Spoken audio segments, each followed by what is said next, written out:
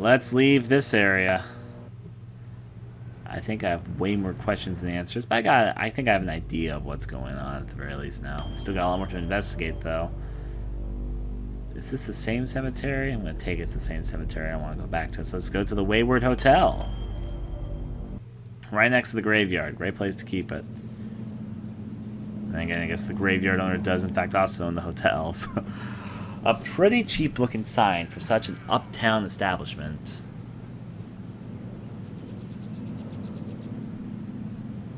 I guess I don't see much of anything else to investigate.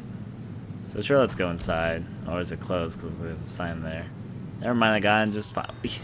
I just saw you, sir. Reflections make the lobby seem more spacious than it actually is. The PTA bake sale, it's obviously bake, is on sale Friday. Alright. Examine the badger. Or a ledger of names, the last being Jonathan A. Rinscliffe. Checked in on Monday, and we just saw his grave in the graveyard. I remember that. Examine the radio. The somewhat ponderous console radio evokes an earlier era. Sure. Let's go talk to him, I guess. Mr. Monahan. Young man, we really have nothing to say to each other. I have the feeling your innards shall soon adorn my slab, and I'd rather not know the face of the man I'm slicing. What?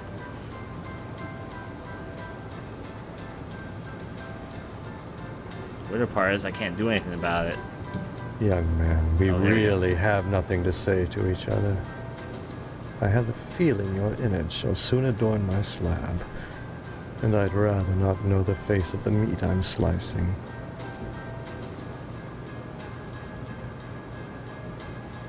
You're spouting gibberish.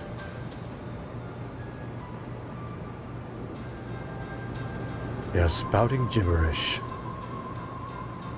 I'd say it's been a pleasure, but I find the company of the living so wearisome. The door is locked, of course. I guess I don't have anything else to investigate, so I'm out. And out I go. Next up on my, I guess, circle around town, going clockwise, is the fire station. Let's see, examine the flowers. With all the rows of pretty flowers, the firemen must have a ton of time on their hands. Examine the fence. The pickets of the fence gleam with a fresh coat of white paint, like clean-cut soldiers standing in attention, defending truth, justice, and the American way. That was a very strange way to interpret all of that. And the fire truck. A fire truck with a lovely shade of pink. Now, notice that we're like a huge length from a distance from each other, but I guess we're gonna probably converse anyway. Let's talk, fireman. Please excuse the mess. They've done wonders with the upstairs bedroom, but this garage defies color coordination. Okay. Sorry, Steve. After I'm through here, I've got cleaning to do. Rush, rush. Sorry, Steve. Okay. Let's go inside the fire department.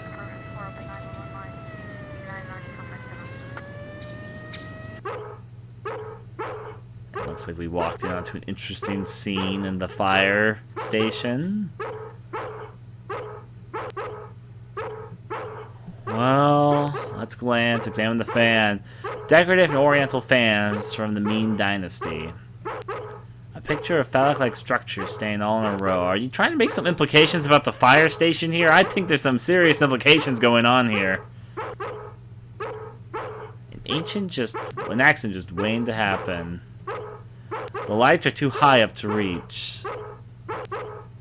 An impressionistic landscape, picture of storybook fairy castle, a photorealistic mural of a peaceful countryside. The lights are too high to go up to reach. Well-endowed nude man standing in the moonlight. Well, I'm gonna first save before I do anything in here.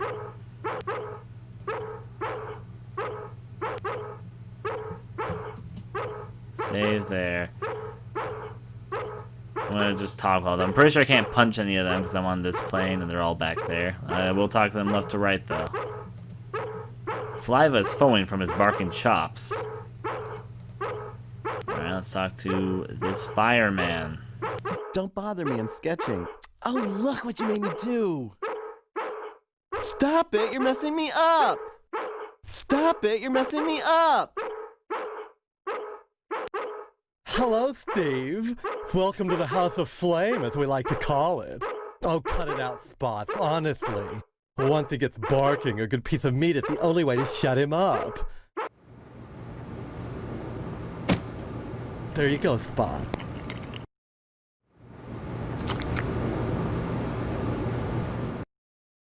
So, Steve, bet you don't remember me. Heard about that short in the old wiring. I'm Fire Marshal Sparky, head of your fire department.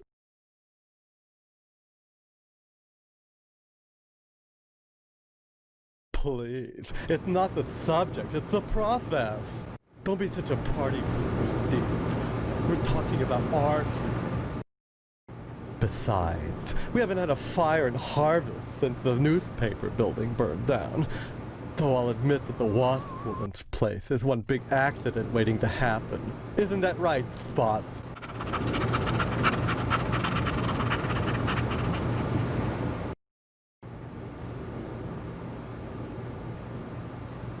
Sure, fine, okay.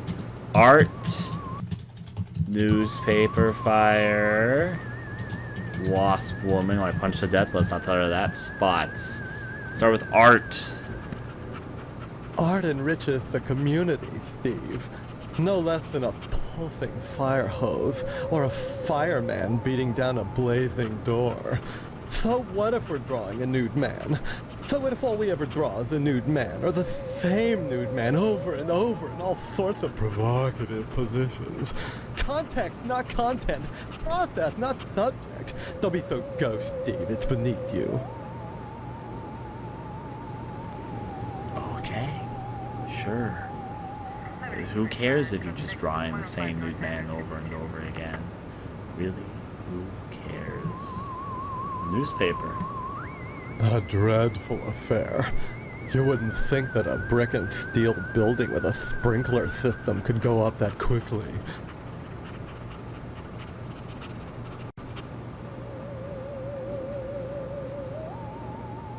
Art enriches the community, Steve. No less... Oh, please. Dwayne was glad enough to see the thing go up, and so was McKnight. If you could get into that safe in his wall... Forget it. Look, Steve, as far as I know, the fire was an accident. Let's just leave it at that. Now don't you go moving. Something to say about this game is that they've been playing up cliches to the fullest, but almost feels like it's intentful. Like everything feels superficial, and we got the 1950s stereotypes of everyone as actual living people. So I'm not really surprised. I'm a little bit surprised that they're firemen for some reason. Like, okay, let's go on from there.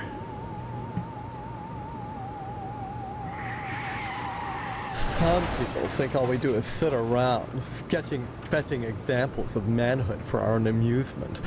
Nothing could be further from the truth. Why, just the other day we cited Tetsuo Crumb for fire code violations. All the dried out paper wasp nests clustered around our wooden house. Why, it's a chem log just waiting for the right faggot. Believe me, none of us wants to see another fiasco like the Sentinel fire. A dread. Oh.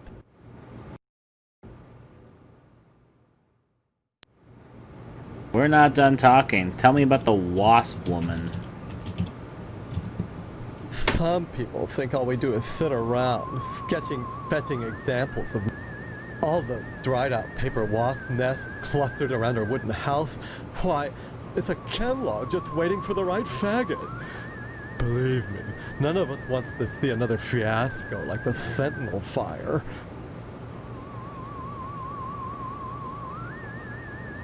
Spots is a dandy watchdog, but like the rest of us, he has one awful vice. None of us can resist a nice cut of meat.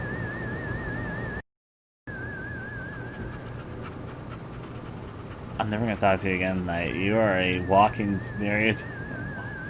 Bye-bye. Well, let's talk to male model. I don't converse on the job, Steve. I don't converse on... I... 7835, code 6, 105 North Avenue, 52. Okay, I'm on my way.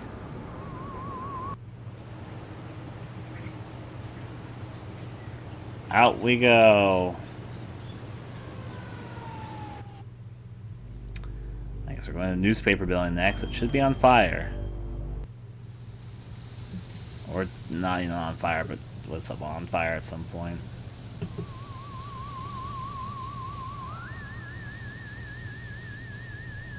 Shovel? There's a shovel there. A shovel is sticking out of the building ashes. I bet I can dig up the graves with this. You shovel in ashes? Sure. Let's go in the ashes. We'll stop the newspaper building after an extreme fire. Burying the ashes debris is a spot a few hidden remains. Examine the burnt flyer. It's a flyer for the Harvest Bake Sale. So I can take that, and underneath, a postal worker's button. It looks like it was ripped from the cloth. Take that and exit. Examine the pipes. At least the plumbing has held up. Do I have the shovel as well? Yeah, I do have the shovel, so I think I know another use for the shovel. I'm going to dig up graves, because that's fun. Police station. Let's roll. I've been here before. Before I enter inside here, I'm going to go save my game again.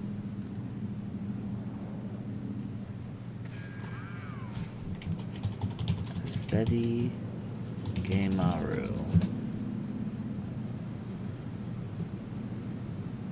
Examine the traffic cop. The cop ignores you, too busy writing a bug report. Stars and stripes forever. Well, I guess I cannot. Yeah, I can't go any further this direction, really. I don't think so. Let's science this. Yeah, I didn't think we'd be able to fight him. Well, let's enter the police station then. Out!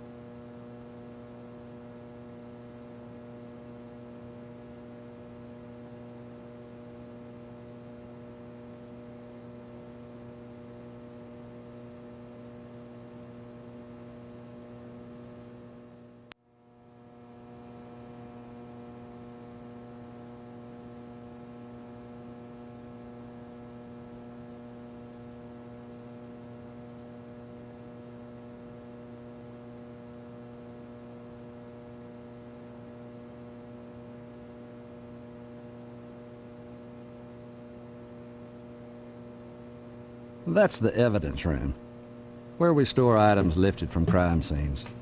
It's kept locked at all times. I was on mute, but I was just reading Things in there that could make people jump through hoops, if I wanted. Let's talk to Sheriff Dwayne, I guess. Let me tab out again there.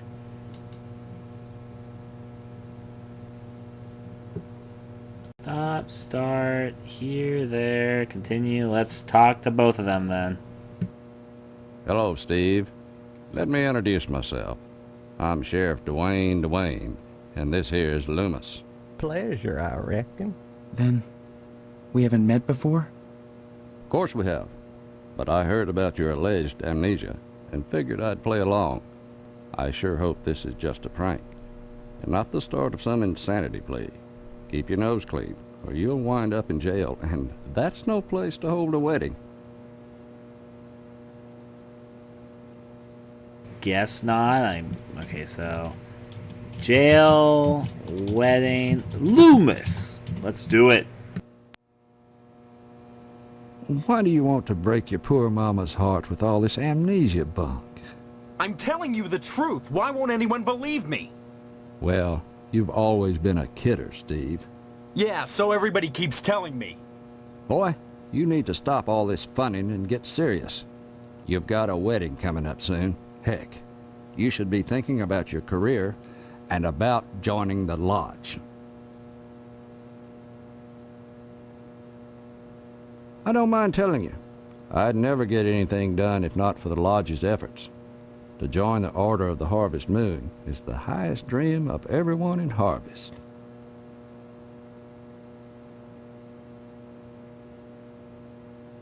Like I said, unless you get an application on the first day of the month, you're generally out of luck. Stop by the post office and talk to Postmaster Boyle. You never know. He might have a spare application laying around. Amnesia or no, you can't have forgotten you're about to marry the prettiest little thing in Harvest. I think you and Stephanie are perfect for each other. I just hope her father's disappointment doesn't spoil everything. Disappointment? Mr. Potsdam wants to hold the wedding in the lodge, but he'll never get in. Like all the rest, he's always hanging around the post office the first day of the month, waiting for Boyle to bring out that month's lodge applications. And there's always a long line, never enough applications to go around, and even if you do get an application, chances are you're right out of luck. Fewer called to the order and even less accepted. And Potsdam, well, they've turned him down so many times, unless he does something radical, he'll never get in.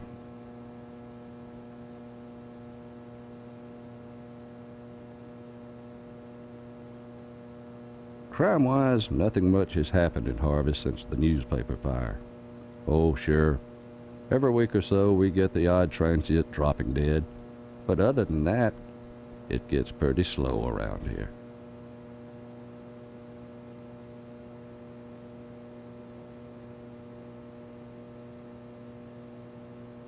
We get a lot of bums, drifters passing through Harvest. Those people are never very healthy to start with.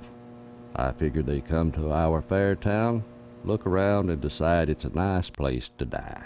You mean they drop dead here on a regular basis? Like flies. I'd slap 'em all in jail if I could, but there's never enough room. Besides, they're pretty good about not sticking around long.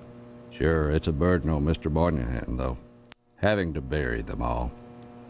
I only hope the PTA Lodge bake sale will help out along those lines.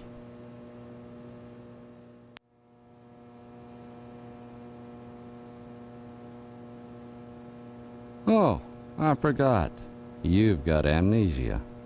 Mr. Moynihan operates both the Wayward Hotel and the mortuary. Kind of a double burden for the poor man. Transients always wandering in and looking for a place to crash, then croaking. Maybe it's not a coincidence. You mean a crime? Oh, no. Moynihan's charity only extends so far. He won't check them in, but he'll sure check them out quick enough. He figures if they can't pay for the room, to hell with them. But if they can't pay for the burial, it's hell for us. What with the smell and all. I guess you can't say too much against Moynihan. What with him letting you hold the wedding in his mortuary chapel and all.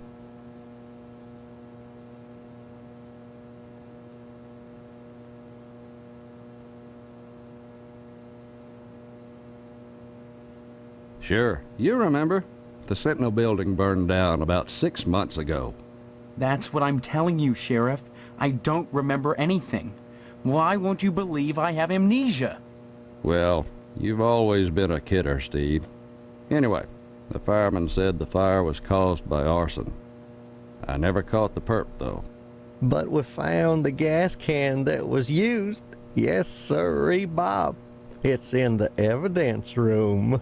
Loomis, that's classified. Darn it. How many times you gonna have to tell me to keep my mouth shut, I wonder? Sorry, boss. You've got the gas can in the evidence room? Did you dust it for prints? You've been watching too much TV, Steve. Heck, who can make out all those curvy lines anyhow? No, it's sitting in there gathering dust, clean as the day we found it. Just in case I ever need a spare gas can. That case is closed, Steve.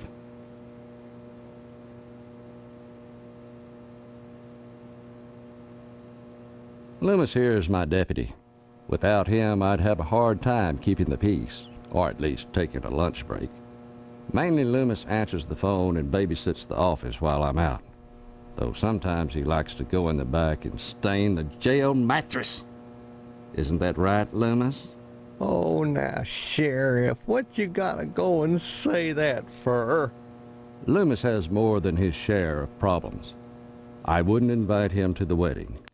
Or if you do, make sure he doesn't catch the garter. That could be embarrassing. Oh, I wouldn't do nothing, Dwayne.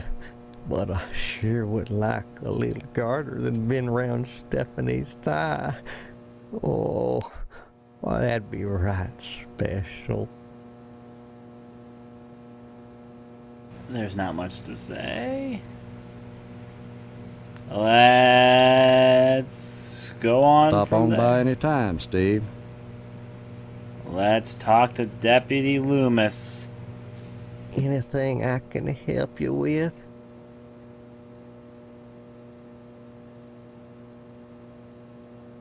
Help yourself. Speaking of which, you're real lucky to be marrying Stephanie. She don't look like a good woman.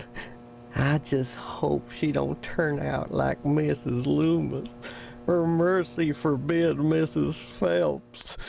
Good women can be awful hard on a man's needs, don't you know?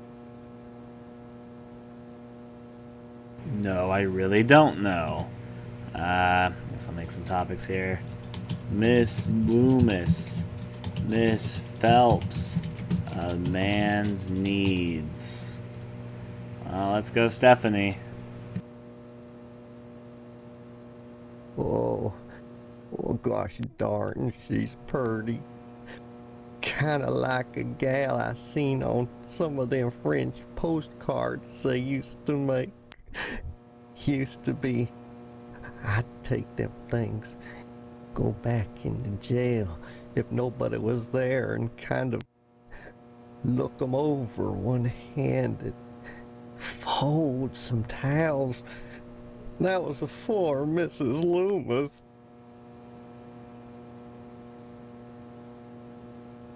Aha! Thanks for that, Miss Loomis. Oh gosh, I wish I had some of them girly pictures, but Mrs. Loomis won't let me keep them in the house. I still remember the time she caught me holding some of them pictures up with one hand. She took the broom to me. I howled like a hound dog, the broom going up and down, flashing straw and blood and straw, and I drooped. I was crying so bad, and it was so hard I had to crawl under the porch naked with all the black widow spiders, and I got bit something fierce, little fangs digging into my bare behind all over. I ask you, is that any way to treat a man? And Mrs. Phelps and the sheriff don't make it no easier neither. I understand this game is weird, but I don't know why. I was actually about to, I was just sitting around, I was just trying to talk as well. I don't know why you guys are talking about shock horror movies. I'm not big on shock horror because it's just cheap, basically. It's basically make the movie shocking to garner attention. I'm not very big on it because it doesn't really have much artistic merit, and it's usually not very funny either. It's just trying to shock people so they'll talk about it so more people will watch it. That's the whole point of shock horror. It's basically the cheapest form of horror you can do because it's all based on shock value. Now, going from there on to the next.